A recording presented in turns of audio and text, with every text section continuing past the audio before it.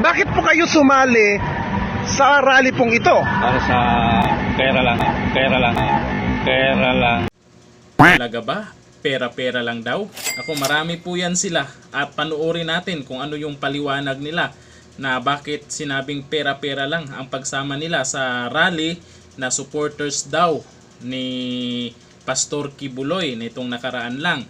Ito namang si Nino Barsaga na nag-interview dyan, kilala naman natin yan na anti-Duterte. At pag ayaw mo sa mga Duterte, syempre, yung mga pabor sa Duterte, ayaw mo rin. At itong SMNI, nag-warning po dito sa mga muka ng na-interview ni Nino Barsaga. Bakit? Anong meron dyan sa mga na-interview niya? Peking rallyista daw. Ito, panoorin natin. Pero po, ano pong pinaglalaban nyo po kuya sa rally po ngayon? Wala. Wala po kayong ipinaglalaban. Bakit po kayo sumali sa rally pong ito? Para sa pera lang. Pera, magkano po ba ang pangako sa inyo? 1,000. 1,000 kapalit ng pag-rally na suporta kay Pastor Apollo Kibuloy. Kwenta binigay. 50 pesos? Pero hindi natupad yung 1,000. Hindi. Taga saan po ba kayo? Payatas. Payatas pa. Kulang pa po yung 50 peso pamasahe mula Payatas. Salamat po kuya. Kanina po nakita ko po kayo dun sa grupo po ninyo. Nagagalit po kayo, nagwawala kayo. Kasi nga, ang sabi nyo, nasaan na ang bayad sa atin? Bakit wala pa? Bakit yung isang jeep bayad na? Tayo sa isang jeep na to wala pa. Ay nga po dahil 2 jeep po kami. Opo. Yung isang jeep po, hindi nabayaran, pero yung isa po nabayaran. Bayad na. Po. Taga saan po ba kayo sir? Taga Tanay Rizal po. Tanay Rizal. Magkano po ba ang per ulo ng pagsama sa rally? Ang pagkakaalam po 500 po yan. 500. Pinakain naman po ba kayo? Meron naman pong pagkain. Pero yung bayad wala Po, yung isang jeep ay hindi nabayaran. nabayaran. Sino po ba ang nag-recruit sa inyo? Isa pong pastor. Brother. Sino, kilala nyo po ba yung pangalan? Apo, si Brother Jerome. Kapanipaniwala ba yung mga na-interview ni Nino Barsaga? Kay Nino Barsaga pa lang, hindi nakapanipaniwala eh. Yung mga na-interview niya parang kaduda-duda. Para sa akin, opinion ko yon. Iba din sa opinion nyo. Pwede namang manggulo dyan.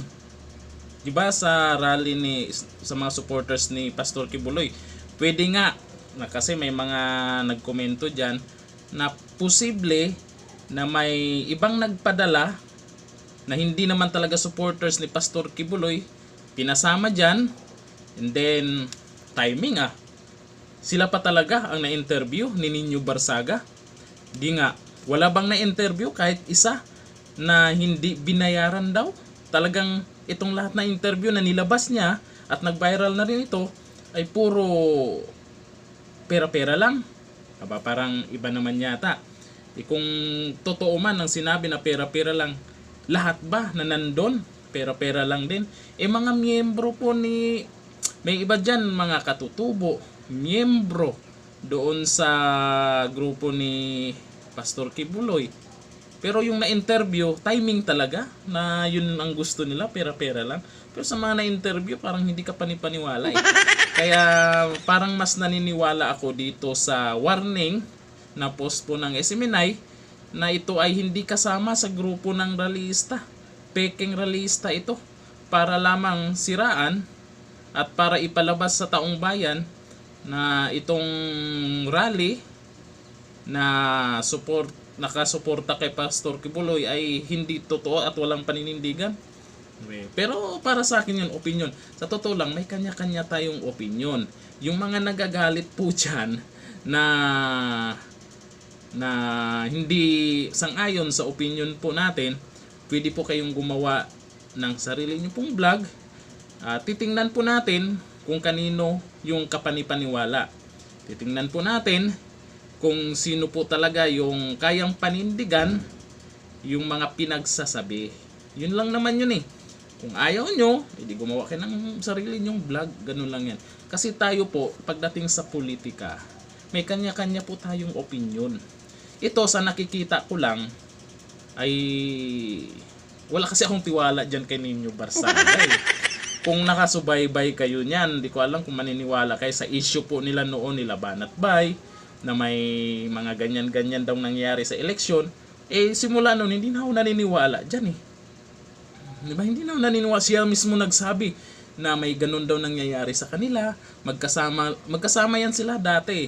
Magkakilala yan, magkaibigan yan nilang Banat Bay. Tapos ngayon nag-aaway-away sila. Nagkabulgaran. Kaya simula nun parang nawalan ako ng tiwala dito. Tapos itong mga in-interview niya, imposible naman. Lahat talaga ng in-interview niya, pera-pera lang yung gusto dyan sa rally. Tsaka mukhang hindi naman kapanipaniwala tong mga to.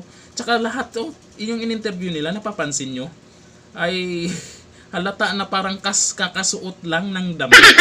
Ikaw magrarally ka dyan sa initan, pag nagsuot ka ng puti na yan, ganyan ba? Yung makapal mong damit sa loob, di mo tatanggalin sa initan? Hindi ka ba naiinitan?